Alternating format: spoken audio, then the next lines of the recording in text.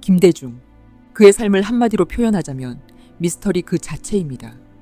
그를 둘러싼 수많은 궁금증은 그의 출생에서부터 비롯됩니다. 고위공직자의 인적 사항 가운데 성씨와 생년월일은 가장 기본이 되는 사항입니다. 그러나 김대중은 그의 일생 동안 이러한 기본 원칙을 철저히 외면해 왔습니다. 그가 태어날 때부터 김씨였는가에 대해서는 여러 설과 소문들이 있어 왔습니다. 전남 목포에서 국회의원에 출마한 지난 1954년 제3대 국회의원 선거 때부터 그는 서자라는 시비에 휘말렸습니다. 김대중이 김씨가 아니라는 의혹은 대통령 선거 때마다 단골 메뉴로 등장했습니다. 김대중은 우리에게 김해 김씨로 알려져 있습니다. 그러나 그가 참석한 행사 곳곳에 윤대중은 물러가라라는 현수막이 공공연히 걸렸을 뿐만 아니라 70년대 후반 일본 산케이 신문의 한국 특파원을 지낸 미노루 기자는 김대중의 좌절이라는 책에서 김대중의 실제 아버지가 윤창원일 가능성을 거론했습니다.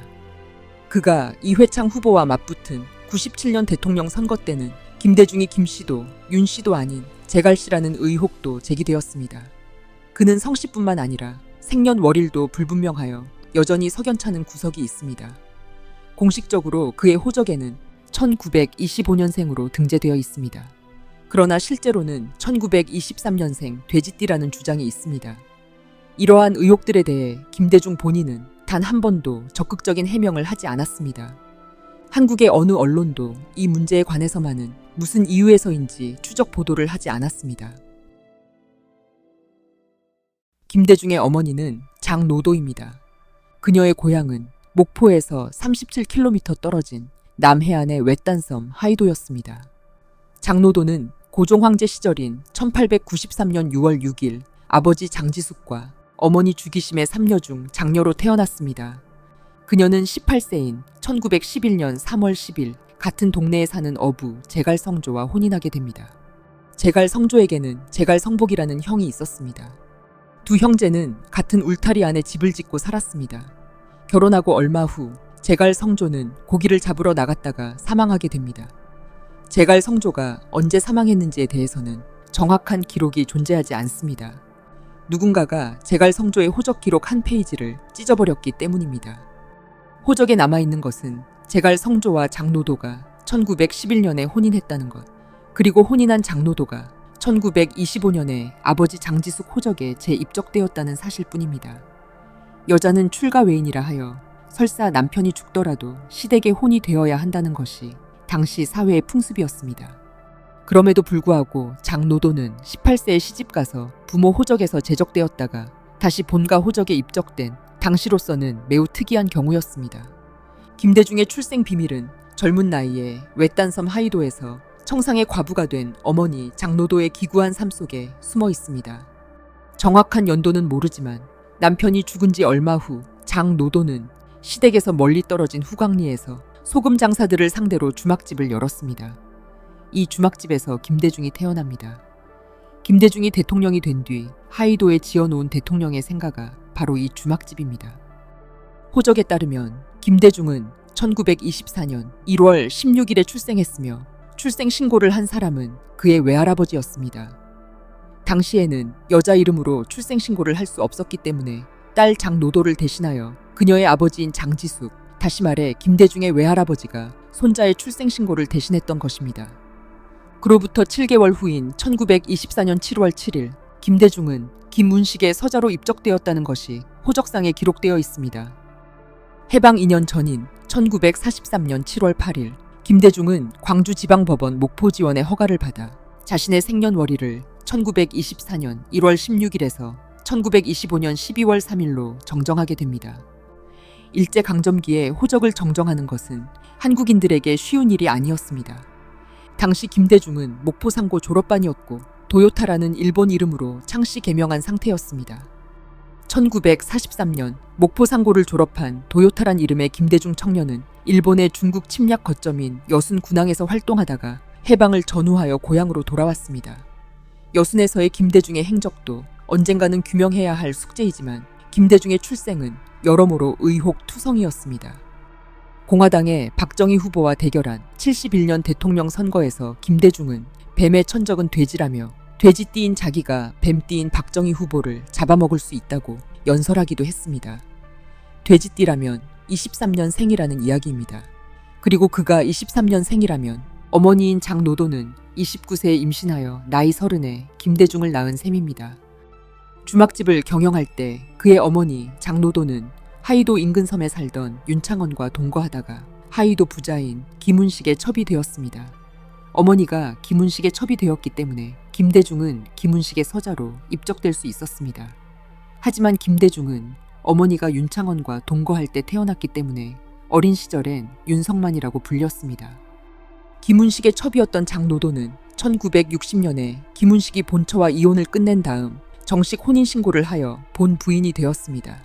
김대중도 그제야 서자 신분에서 벗어나 비로소 적자가 되었습니다. 1960년이라면 장노도의 나이 67세일 때이며 김대중은 국회의원이 되기 위해 맹렬히 활동할 때였습니다.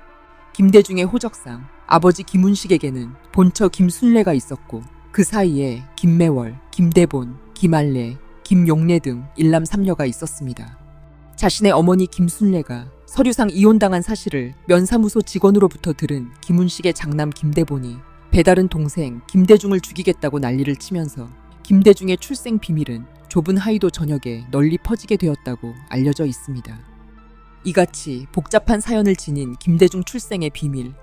김해 김씨는 김대중의 호적상 아버지인 김훈식의 문중 사람들이고 인동 장씨는 김대중의 어머니 장노도의 집안 사람입니다.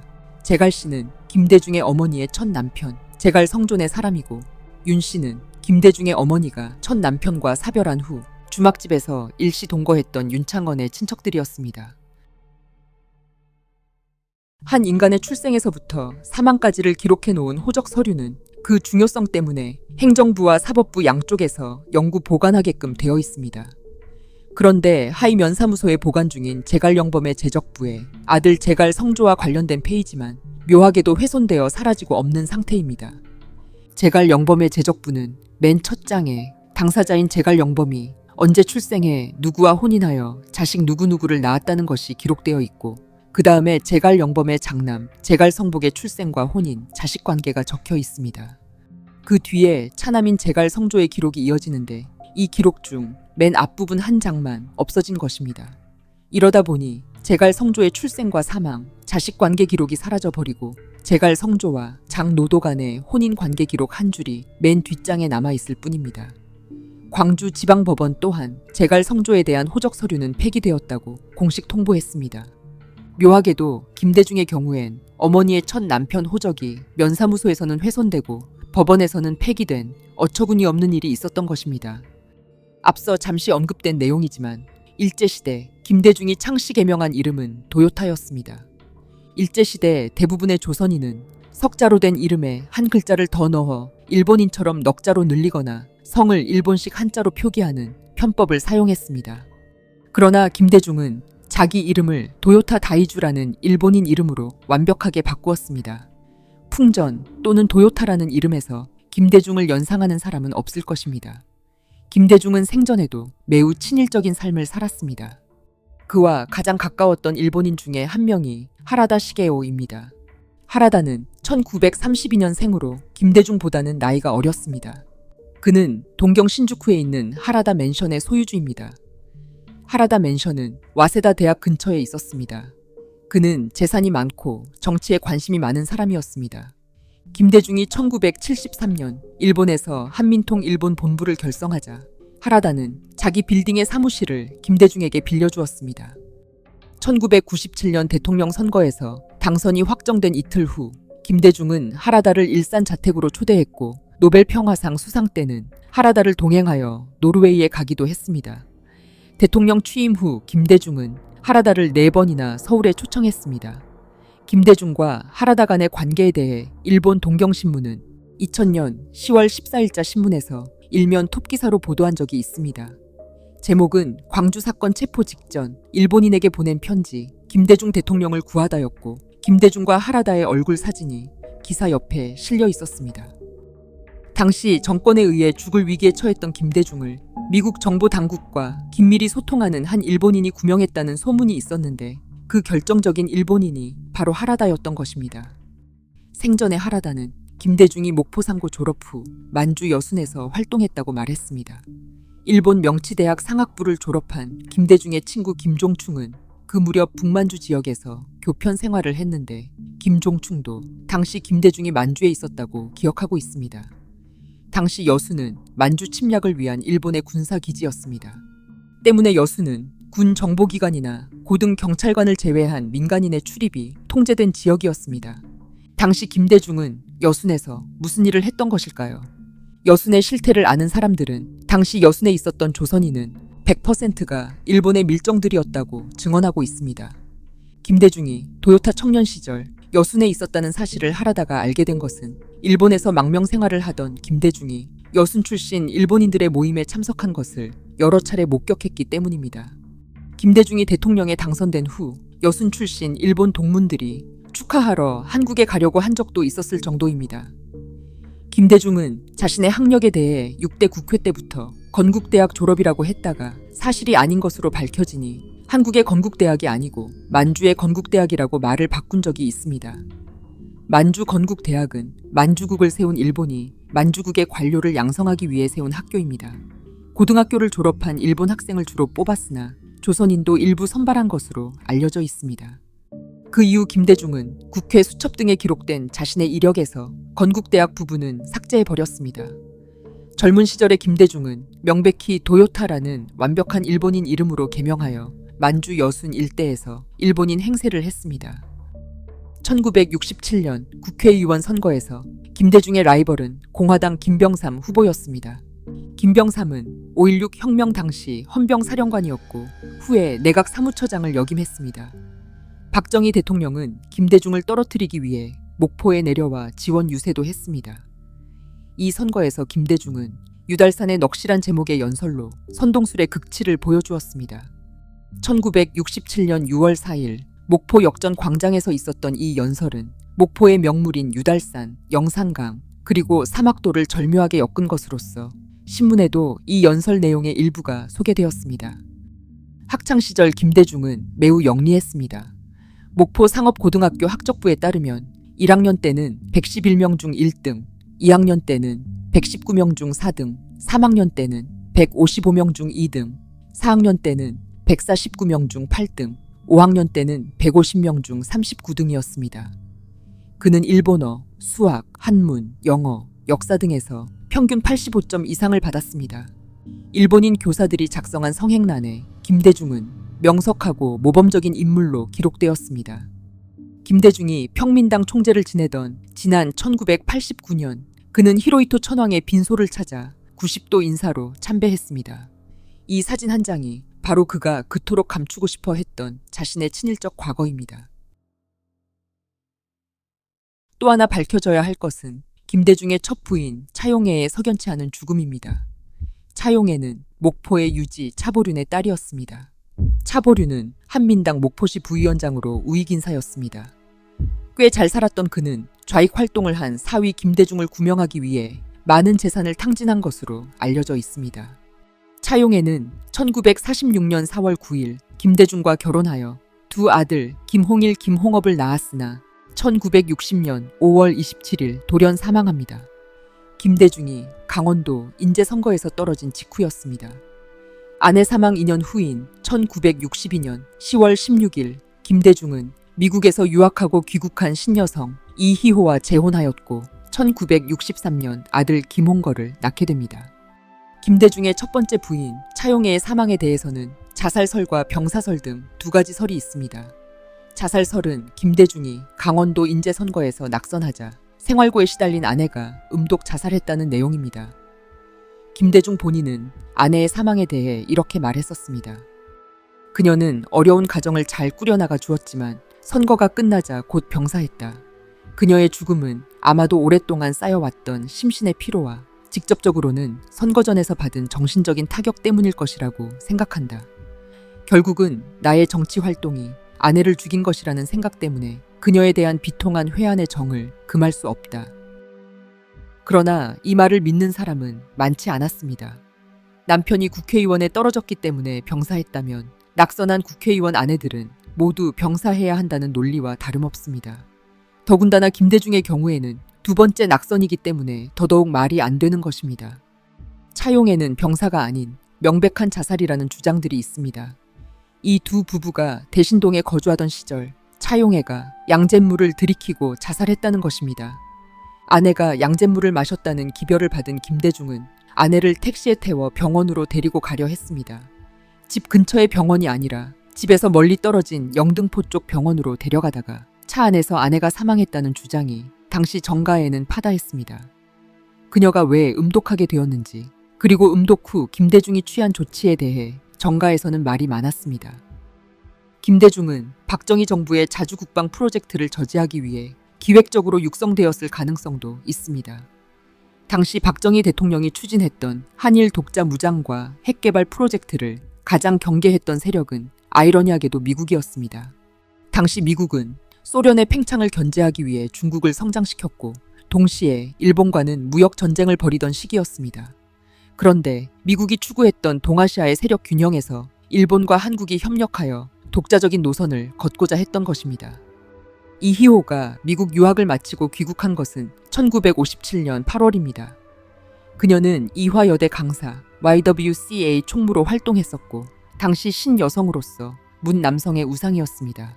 김대중의 첫 부인이 살아있을 때 김대중은 이희호를 알게 되었습니다. 이희호의 자서전에도 이와 관련된 대목이 등장합니다. 이희호는 집안이 좋은 데다 부자였고 차용애는 예전엔 부자였으나 당시엔 빈털터리였습니다. 좌익 활동을 한 남편을 구하려다 탕진한 결과였습니다. 김대중이 이희호를 만난 것은 그의 정치 인생을 송두리째 바꿔놓았습니다. 출생 신분이 빈약하여 국회의원이 되기 힘들었던 김대중은 신분 상승의 기회를 이희호에게서 찾았던 것입니다. 이희호, 당시 그녀는 미국 유학을 다녀온 여성민주운동가였습니다. 훗날 여성가족부의 전신인 여성부가 설립되는 데에 있어서 결정적인 역할을 한 인물이자 대한민국 제1의 페미니스트입니다. 그녀는 1951년 미 공군에 근무하던 감리교 크로 목사의 주선으로 1954년 미국 유학길에 올랐으며 신여성의 대명사가 되어 한국으로 돌아오게 됩니다. 그녀의 외삼촌 이원수는 프리메이슨 33도 계급의 인물로 위키피디아에 공식 기재되어 있습니다. 프리메이슨 선교사들이 세운 학교 이화여대, 그리고 프리메이슨 하부 조직인 한국 YWCA 총재를 그녀가 역임할 수 있었던 이유입니다. 이희호는 김대중보다 연상입니다. 애까지 딸린 남자가 연상의 여자와 결혼한다는 것은 당시로선 상상하기 어려운 일이었습니다. 김대중은 이희호와 결혼하기 위해 본처인 차용애를 심하게 구박했다는 주장이 있습니다. 이 남편의 구박을 견디다 못한 차용애는 결국 양잿물을 들이키고 말았는데 근처 병원에 바로 데려갔으면 목숨을 구할 수 있었지만 김대중은 그렇게 하지 않았습니다. 이러한 내막을 자세히 알고 있는 사람이 당시 김대중의 집에서 일했던 민모라는 여성이었습니다. 차용애가 죽은 후 이 여성은 대신동 집을 떠나게 됩니다. 하지만 그 후 1년에 한 번씩 김대중의 새로운 거처인 동교동을 찾아왔고 그럴 때마다 김대중은 측근을 시켜 그녀에게 1년치 생활비로 몇천만 원씩을 쥐어주었습니다. 일종의 입막음용 돈이었다는 의혹이 있습니다. 아들만 셋인 것으로 알려진 김대중에게는 한 명의 딸이 있었습니다. 그녀의 이름은 김소영입니다. 그녀는 1970년 무렵에 태어났습니다. 딸의 어머니는 김대중이 단골로 드나들던 대하라는 요리집에서 일하던 여자였습니다. 김대중의 딸을 낳은 이 여자는 언젠가 자살로 생을 마감했다고 전해지고 있습니다. 혼의 정사로 태어난 이 딸은 김대중의 장래를 염려한 고 이태영 여사가 맡아 키웠습니다. 이태영 여사는 정대철 의원의 어머니입니다. 김소영은 서울의 모 대학을 졸업했다고 알려져 있습니다. 이태영 여사 생전에는 이태영 여사가 양육했고 이태영 여사가 죽은 뒤에는 정대철 의원이 후견인 역할을 했으며 그 후에는 김대중의 장남인 김홍일이 김소영의 생활을 책임지게 되었습니다. 그런데 김홍일은 배다른 여동생을 매우 구박했다고 전해집니다. 대학을 졸업한 김소영은 서울 여의도 아파트에서 살았습니다. 김대중이 대통령이 된 후 김소영의 존재는 김대중 집안 입장에서 더욱더 눈엣 가시 거리가 되었습니다. 김소영은 이를 비관하며 눈물로 세월을 보내다 아파트에서 투신합니다. 김소영 친모의 젊은 시절은 김대중 어머니인 장노도의 젊은 시절과 매우 비슷했습니다. 김대중의 측근들은 김소영이 20대 후반의 나이에 스스로 생을 마감했다고 말해왔지만 일각에서는 김소영의 죽음에도 흑막이 있을 것이라고 주장합니다. 정치 기반이 부족하고 권력욕이 강한 자, 족보가 복잡하며 권력을 위해서라면 자신들에게 영혼까지 바칠 수 있는 자, 이러한 자들이 하수인으로서는 적격일 것입니다. 90년대 중후반 언저리에 국제 자본 세력은 동아시아의 부를 가져가기 위해 왔었습니다.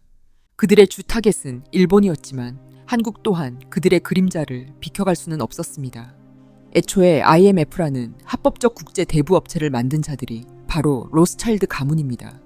그리고 당시 김대중은 한국에 방문한 로스차일드 그룹 담당자인 윌버 러스의 제안, 즉 로스차일드 구제 금융 프로그램에 서명하며 한보 그룹을 시작으로 대한민국의 국부를 그들에게 상납합니다.